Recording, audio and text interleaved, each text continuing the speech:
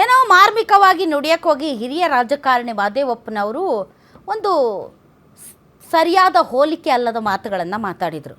ಅದಕ್ಕೆ ಉತ್ತರ ಕೊಡಬೇಕಾದಂಥ D K Suresh ಅವರು ತಮ್ಮನ್ನು ಅಥವಾ ರಾಜಕಾರಣಿಗಳನ್ನ ನಾಯಿಗೆ ಯಾಕೆ ಹೋಲಿಸಿ ಮಾತಾಡಬೇಕು? ಅವರೇನೋ ಹೇಳಿದ್ರಪ್ಪ, ನೀವ್ಯಾಕೆ ನಿಮ್ಮನ್ನು ನಾವು ಬೀದಿ ನಾಯಿ ಅಲ್ಲ, ನಾವು ಆ ನಾಯಿ ಅಲ್ಲ, ನಾವು ಈ ನಾಯಿ, ನಾವು ಆ ನಾಯಿ ಈ ನಾಯಿ, ಏನಿದು? ರಾಜ್ಯದಲ್ಲಿ ಬೇರೆ ಮಾತುಗಳೇ ಇಲ್ವಾ? ಡೆಫಿನೆಟ್ಲಿ ಈ ವಿಚಾರದ ಬಗ್ಗೆ ನಾವು ಮಾತಾಡ್ತೀವಿ. ಇನ್ನೂ ಭಾಳ ಜನ ಈ ನಾಯಿಗಳ ಬಗ್ಗೆ ಸ್ಟೇಟ್ಮೆಂಟನ್ನು ಕೊಟ್ಟಿದ್ದಾರೆ, ಅದರ ಬಗ್ಗೆ ನಾವು ಮಾತಾಡ್ತೀವಿ. ಆ ಒಂದು ಚರ್ಚೆಯಲ್ಲಿ ಭಾಗವಹಿಸೋದಕ್ಕೆ ಅತಿಥಿಗಳಿದ್ದಾರೆ, ಬನ್ನಿ ಅವ್ರನ್ನ ವೆಲ್ಕಮ್ ಮಾಡೋಣ. ನಮ್ಮೊಂದಿಗೆ ಇದ್ದಾರೆ ಪತ್ರಕರ್ತರು, ವಿಶ್ಲೇಷಕರು ಆದಂತಹ ರಾಜೇಂದ್ರ ಸರ್ ತಮಗೆ ಸ್ವಾಗತ. ಅದೇ ರೀತಿ ಬಿಜೆಪಿ ವಕ್ತಾರರಾದಂಥ ಉತ್ಕರ್ಷ್ ಜಾಯ್ನ್ ಆಗಿದ್ದಾರೆ, ಉತ್ಕರ್ಷ್ ತಮಗೂ ಸ್ವಾಗತ.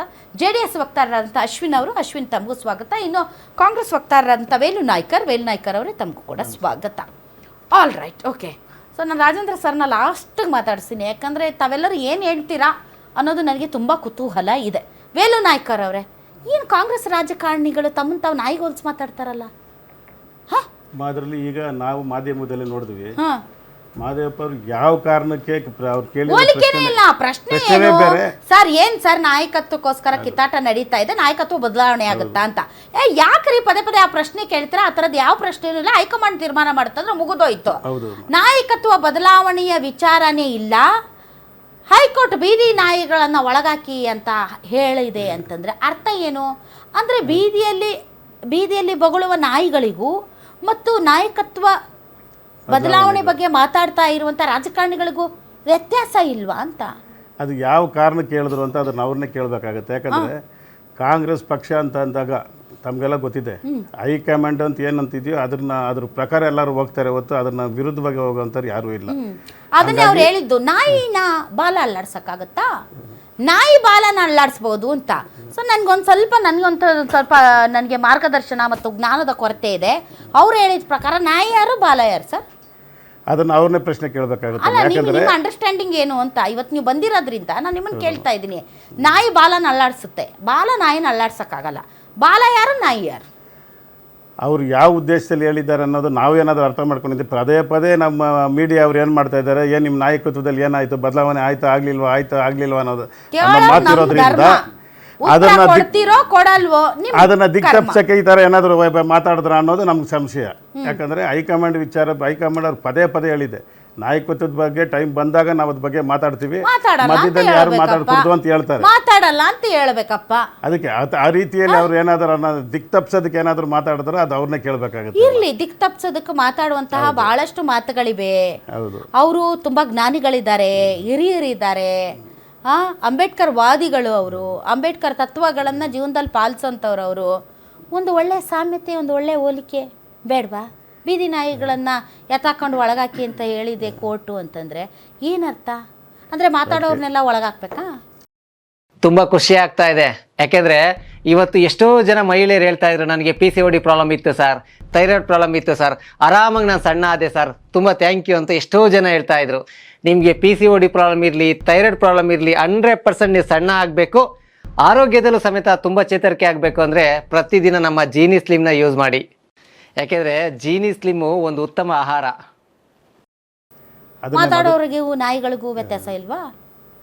ಆ ಪದ ಅಲ್ಲಿ ಬರೋ ಅವಶ್ಯಕತೆ ಇರಲಿಲ್ಲ, ಬಟ್ ಏನು ಪದ ಅವ್ರು ಉಪಯೋಗಿಸೋದು ಅಂತೇಳಿ ಅವ್ರಿಗೆ ಕೇಳಬೇಕಾಗುತ್ತೆ. ಈ ಕಡೆ ಡಿ ಕೆ ಸುರೇಶ್ ಅವರು, ನಾವು ನಿಯತ್ತಿನ ನಾಯಿಗಳು, ಇಲ್ಲ ಡಿ ಕೆ ಸುರೇಶ್ ಅವ್ರ ವಿಚಾರ ಬಂದಾಗ ನಾಯಿಗಳು ಯಾಕೆ ಆಗ್ತಿರ ರಾಜಕಾರಣಿಗಳು? ಇಲ್ಲ ಡಿ ಕೆ ಸುರೇಶ್ ಅವ್ರ ವಿಚಾರ ಬಂದಾಗ ಅವ್ರು ಮೊದಲಿಗೆ ಹೇಳ್ತಾರೆ, ನನಗೆ ಅದ್ರ ಬಗ್ಗೆ ಯಾವುದು ಮಾಹಿತಿ ಇಲ್ಲ, ಆದರೂ ನೀವು ಈ ವಿಚಾರ ಕೇಳಿದಾಗ ಅದಕ್ಕೆ ಹೇಳ್ತಾ ಇದ್ದೀನಿ ಅಂತ. ನೀವು ನಾಯಿಗಳನ್ನ ಹೈಕೋರ್ಟ್ ಪದೇ ಇದು ಎತ್ತಾಕಿ ಒಳಗಡೆ ಅಂತ ಹೇಳೋವಾಗ, ಅಲ್ಲ ರೀ, ನಾವು ರಾಜಕಾರಣಿಗಳ್ರಿ, ನಾವು ನಿಮ್ಮಂಗೆ ಮನುಷ್ಯರಿ, ನಾವ್ ಯಾಕ್ರಿ ನಾಯಿಗಳಾಗ್ತೀವಿ? ಯಾರು ಹೋಲಿಕೆ ಕೊಟ್ಟಿರೋದು ಸರಿ ಇಲ್ಲ ರೀ. ಅವ್ರಿಗೇನ್ ಬೇರೆ ಪದ ಸಿಕ್ಕಿಲ್ಲ ಅಂತ ಹೇಳಿದ್ರು ಒಂದ್ ಮಾತು, ಇವರು ಅದೇ ಟೋನ್ ಅಲ್ಲಿ ಅದೇ ಲೈನ್ ಅಲ್ಲಿ ಮಾತಾಡ್ತಾರೆ ಡಿ ಕೆ ಸುರೇಶ್ ಅವರು.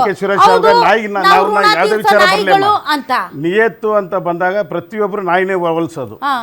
ನಮ್ಮ ಆಡು ಭಾಷೆಯಲ್ಲಿ ಏನಂತೀವಿ, ಒಳ್ಳೇದು ನಿಯತ್ತು ಅಂತ ಬಂದಾಗ ಡೈರೆಕ್ಟ್ ಆಗಿ ನಾವು ಯಾರೇ ಆಗಿರ್ಲಿ ನಾಯಿ ಹೋಲಿಸೆ ಮಾತಾಡಿದ್ರೆ ನಾವು ಇದು ಇದ್ದಂಗಪ್ಪ ಅಂತ ನೇರವಾಗಿ ಹೇಳ್ತಾರೆ. ಅದಕ್ಕೆ ಅದು ಆಡು ಭಾಷೆಯಲ್ಲಿ ಆ ರೀತಿಯಲ್ಲಿ ಡಿ ಕೆ ಸುರೇಶ್ ಅವ್ರು ಕೇಳಿದಕ್ಕೆ ಅವ್ರ ದಾಟಿಯಲ್ಲೇ ಉತ್ತರ ಹೇಳಿದ್ದಾರೆ. ಹಂಗಾಗಿ ಡಿ ಕೆ ಸುರೇಶ್ ಅವರು ಹೇಳಿರೋ ಪದ ಅದು ಸರಿ ಇದೆ. ಯಾಕಂದರೆ ಅದರಲ್ಲಿ ಯಾವುದೇ ಇದರಿಲ್ಲ. ಹೈಕಮಾಂಡ್ ವಿಚಾರದಲ್ಲಿ ತಾವೇ ನೋಡಿದ್ದೀರ, ಡಿ ಕೆ ಶಿವಕುಮಾರ್ ಸಾಹೇಬರಿಗೆ ಯಾವುದೇ ಒತ್ತಡ ಬಂದರು, ಡಿ ಕೆ ಸಾಹೇಬ್ರಿಗೆ ಯಾವುದೇ ಒತ್ತಡಗಳು ಬಂದಿರ್ತವೆ. ಇದು ಹೊರಗಡೆ ನೋಡೋ ಜನರಿಗೆ ಚೆನ್ನಾಗಿದೆಯಾ ಇದೆಲ್ಲ? ಅದನ್ನೇ ಈಗ ರಾಜಕೀಯದಲ್ಲಿ ನಾವು ಇದನ್ನು ಅದನ್ನು ಮಾಡಿ ಅಂತ ಹೇಳಲಿಕ್ಕೆ ಬರಲ್ಲ. ಅಲ್ಲಿ ಏನಾಗುತ್ತೆ ಅವ್ರವ್ರು ದಾಟಿ ಅದಕ್ಕೆ ಹೈಕಮಾಂಡ್ ಅಂತೇಳಿ ಅವಾಗ ಅವ್ರಿಗೆ ಚಾಟಿ ಬೀಸ್ತಾ ಇರ್ತಾರೆ. ಹೈಕಮಾಂಡ್ ನಮ್ಮಲ್ಲಿ ಇದೆ, ಹೈಕಮಾಂಡಲ್ಲಿ ಹೈಕಮಾಂಡ್ ಹತ್ರ ಒಂದು ಚಾಟಿ ಇದೆಯಾ? ಚಾಟಿ ಅಂತ ಹೇಳ್ತಾರಮ್ಮ, ಅವಾಗ ಚಾಟಿ ಬೀಸ್ತಾ ಇರ್ತಾರೆ ಎಲ್ಲಿ ಮಾತಲ್ಲಿ, ಬೀಸ್ತಾ ನೀವು ಇದ್ದಾರೆ ಇದು ಸರ್? ಮಾಡಬೇಡ್ರಿ, ಇದು ಮಾಡಬೇಕು, ಇದು ಹೈಕಮಾಂಡು ಮಾಡಬೇಡ್ರಿ. ಇಲ್ಲ, ಕರ್ನಾಟಕದ ಪಾಲಿಗೆ ಚಾಟಿನೂ ಇಲ್ಲ, ಹುಡುಕಬೇಕು ದುರ್ಬಿನ್ ಹಾಕೊಂಡು. ಇಲ್ಲ ಆ ಥರ ಇದ್ರೆ ಮೊನ್ನೆ ದಿವಸ ಎಲ್ಲಿದೆ ಸರ್? ಈಗ ಮೊನ್ನೆ ದಿವಸ ನಮ್ಮ ಎಲ್ಲಿದೆ ಸರ್? ರಾಜನ್ ಅವ್ರು ಮಾತಾಡಿದ್ರು, ಅವ್ರನ್ನ ಹೊರಗಡೆ ಇದು ಮಾಡಿದ್ರಲ್ಲ ಹೈಕಮಾಂಡ್ ಅಲ್ಲಿ, ಪಾಪ ಶಿಸ್ತಾಗಿ ರಾಜಣ್ಣ ಆಕ್ಷನ್ ಒಂದು ತಗೊಂಡ್ರಲ್ಲ. Soft target.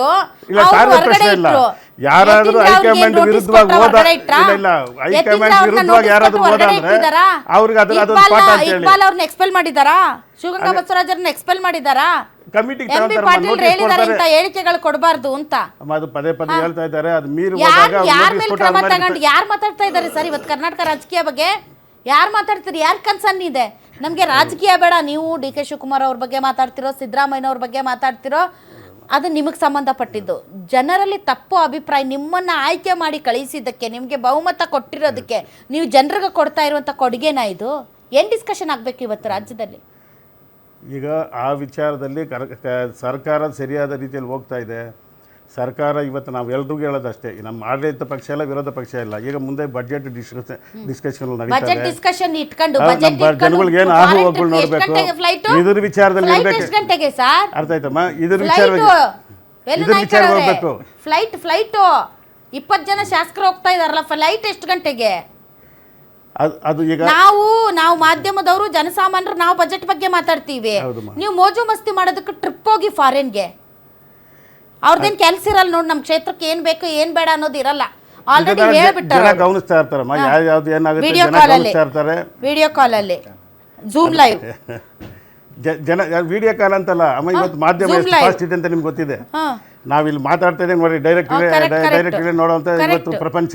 ಕರೆಕ್ಟ್. ಹಂಗಾಗಿ ಈಗ ಮಾದೇವಪ್ಪ ಅಲ್ಲಿ ಮಾತಾಡಿ ನಾವು ಝೂಮ್ ಲೈವ್ ಅಲ್ಲೇ ಒತ್ಬಿಡ್ತೀವಿ ಅಂತ ಹೇಳ್ತೀವಿ, ಒಪ್ಕೋತೀರಾ? ಹಂಗಾಗಿ ಜನ ಅದನ್ನ ಗಮನಿಸ್ತಾ ಇರ್ತಾರೆ. ಹಂಗಾಗಿ ಇದೇನೋ ಸರಿ ಇಲ್ಲಪ್ಪ, ಇದೇನೋ ಸರಿ ಇಲ್ಲ.